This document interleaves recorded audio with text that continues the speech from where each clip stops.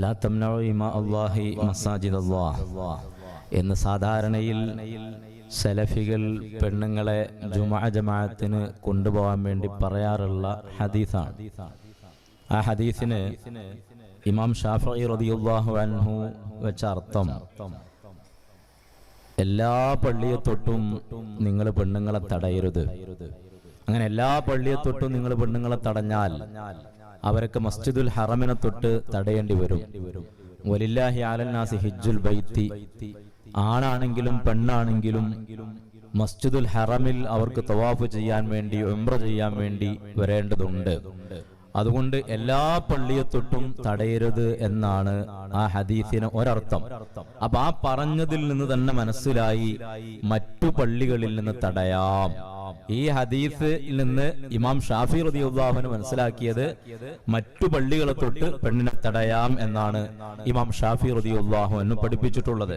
പിന്നെ നമ്മൾ മാത്രമല്ല, ഇതാ ഇമാം ഷാഫി റളിയല്ലാഹു അൻഹു അവിടുത്തെ ഇഖ്തിലാഫുൽ ഹദീസിൽ പറയുകയാണ്, മാനാ ലാ തംനഉ ഇമാ അല്ലാഹി മസാജിദ് അല്ലാഹ് അന്നഹു ഖാസുൻ ഫഅയ്യുൽ മസാജിദി ലാ യജൂസു ലഹു അൻ യംനഉഹു ഇമാ അല്ലാഹ് ലാ യജൂസു ലഹു അൻ യംനഅഹാ മസ്ജിദ് അല്ലാഹിൽ ഹറാം.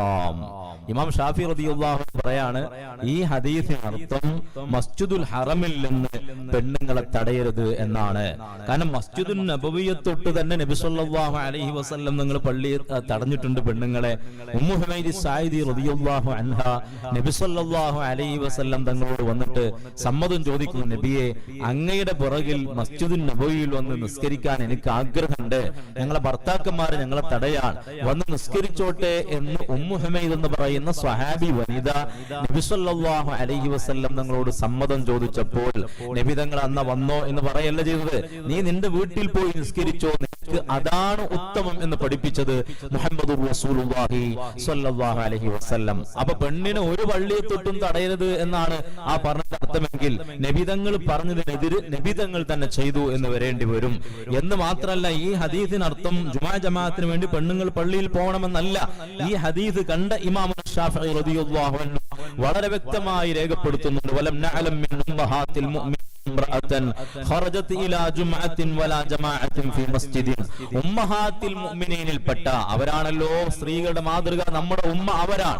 ഈ മുസ്ലിം സ്ത്രീകൾക്ക് ഏറ്റവും വലിയ മാതൃക അവരാണ്, നബി സല്ലല്ലാഹു അലൈഹി വസല്ലം ഭാര്യമാർ.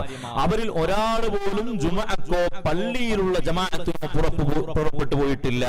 നബി സല്ലല്ലാഹു അലൈഹി വസല്ലം തങ്ങൾ വഖദ് കാന മഅ റസൂലില്ലാഹി സല്ലല്ലാഹു അലൈഹി വസല്ലം നിസാഉം മിൻ അഹ്ലി ബൈതിഹി വബനാതിഹി വഅസ്വാജിഹി വമൗലിയാതിഹി വഖദമിഹി വഖദമി അഹ്ലി ബൈതിഹി. മുത്തുനബിയോടൊപ്പം അവിടെ മദീനത്ത് റസൂലുള്ളാഹിന്റെ ഭാര്യമാരുണ്ട്, പെൺമക്കളുണ്ട്, സേവകരുണ്ട്.